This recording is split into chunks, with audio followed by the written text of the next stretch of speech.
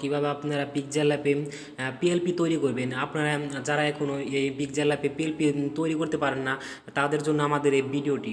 আপনারা মনোযোগ সহকারে দেখুন ভিডিওটি। যদি হয়তো স্কিপ করে দেখেন তাহলে আপনার হয়তো ভিডিওটি ভালোভাবে দেখতে পারবেন না। আপনার হয়তো পরে আপনার পিক্সেল ল্যাবে গিয়ে আপনার পিএলপি তৈরি করতে গেলে হয়তো আপনি পারবেন না। আমাদের এই ভিডিওটি স্ক্রিপ্ট না বলে সরাসরি ভালোভাবে দেখুন।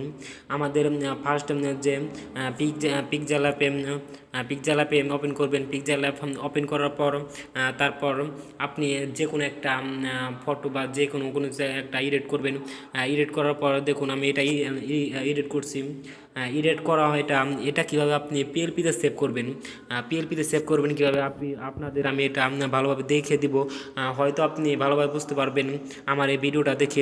পিএলপি যদি আপনি সেভ করে রাখেন তাহলে দেখা গেছে পরবর্তী এরকম কোনো থাম্বনেইল বা ফটো এডিট বা যে কোনো কিছু আপনি যদি এডিট করতে চান তাহলে খুব তাড়াতাড়ি আপনি এখান থেকে এডিট করতে পারবেন।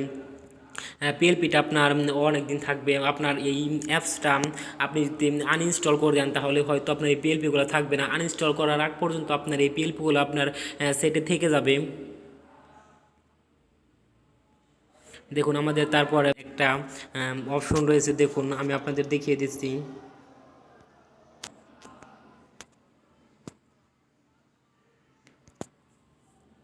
উপরে থাকা এই অপশন আপনি ক্লিক করবেন।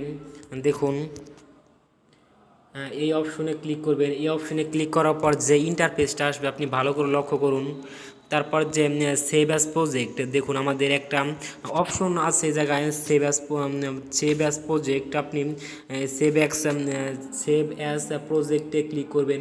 এই সেভ অ্যাজ প্রজেক্টে ক্লিক করলে আপনার যে ইন্টারফেসটা আসবে আপনি ভালো করে লক্ষ্য করুন।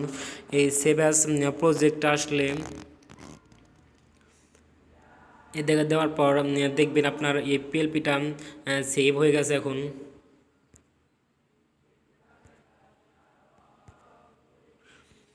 দেখুন এই প্রজেক্টের যে একটা আপনি নাম দিবেন। দেখুন আমি একটা নাম দিলাম ড্রাইভ ফোল্ডার।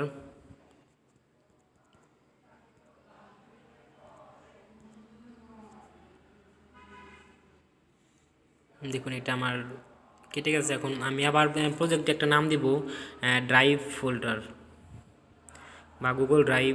প্রজেক্টের আপনি যে কোনো একটা নাম দিয়ে আপনার এই পিএলপি প্রজেক্টটি আপনি সেভ করতে পারবেন।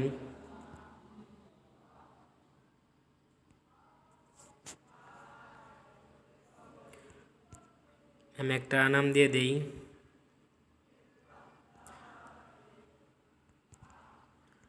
গুগল ড্রাইভ নামে আমার এই প্রজেক্টটি আমি সেভ করলাম। এখন ওকে দিয়ে দিবেন। দেখুন আমাদের এটা কিন্তু সেভ হয়ে গেছে। আপনার যদি ফোনে ডাটা অন থাকে তাহলে আপনার একটা অ্যাডভার্টাইজ আসবে। আপনি এটা উপরে ক্রস চিহ্ন থেকে ক্রস করে দিবেন। ক্রস করে দেওয়ার পর দেখুন আমাদের এখানে কিন্তু এই প্রজেক্টটি দেখাচ্ছে গুগল ড্রাইভ নামে যে আমি একটা প্রজেক্ট সেভ করছিলাম। দেখুন এই প্রজেক্টটি আমাদের দেখাচ্ছে।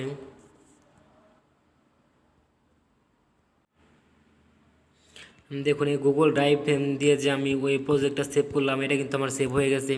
আপনি চাইলে এইভাবে আপনার গুগল ড্রাইভে অনেকগুলা প্রজেক্ট তৈরি করতে পারেন বা পিএলপি তৈরি করতে পারেন। দেখুন এই জায়গায় কিন্তু আমি অনেকগুলা পিএলপি তৈরি করে রাখছি। এরপরও যদি আমার কোনো প্রয়োজন পড়ে তাহলে আমি এই জায়গা থেকে খুব তাড়াতাড়ি সুন্দর করে সাজিয়ে একটা থাম্বনেইল বা যে কোনো ছবি আমি এডিট করতে পারবো।